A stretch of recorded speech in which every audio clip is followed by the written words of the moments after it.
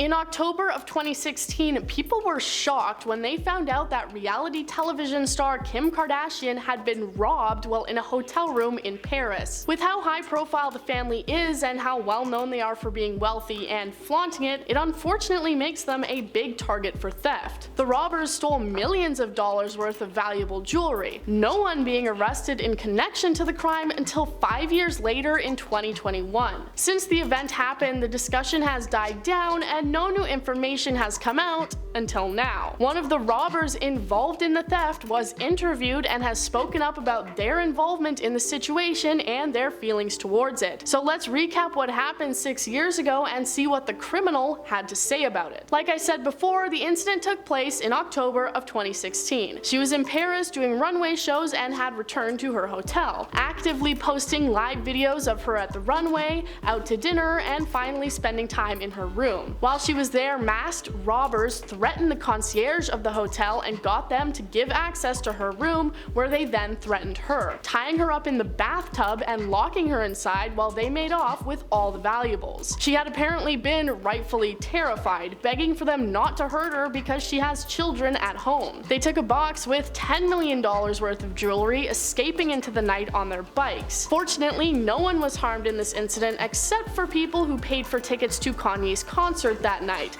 as he had to stop the show abruptly due to a family emergency, which turned out to be the robbery. Paris's own mayor even apologized to Kim and her family, saying that she will always be welcome in Paris. After the incident occurred, it was revealed that the robbers were a group of elderly men in their 60s and 70s who had apparently been planning the heist for a full 2 years. They had reportedly used the Kardashian family's social medias in order to organize it and know their locations, actions, and timelines. Authorities believe that Kim's posts on Snapchat revealed where she was, the fact she had the jewelry with her, and the fact she was on her own and vulnerable. 12 total men were involved, and one of them was a 67-year-old man who spent just 22 months in prison before being released early on the grounds of health. Vice News took to tracking him down and walking the street with him for an interview where he discusses the event. What's most shocking is that he seems to feel no remorse for what took place and would probably do it again if he had the chance. Here's what he had to say about the time leading up to the heist. "I went on the internet and I saw her jewelry. I saw her ring. I saw that she showed it everywhere. We knew this information through social media. We knew that she was coming for Fashion Week, so we went there to do some reconnaissance, so we were sure." He admitted that he didn't even know who Kim Kardashian was before joining the men for the robbery, going on to watch episodes of Keeping Up with the Kardashians and determining that Kim had so much money that she really wouldn't care if she was robbed. When asked if he felt guilty about it, he said, "Since she was throwing money away, I was there to collect it, and that was that. Guilty? No.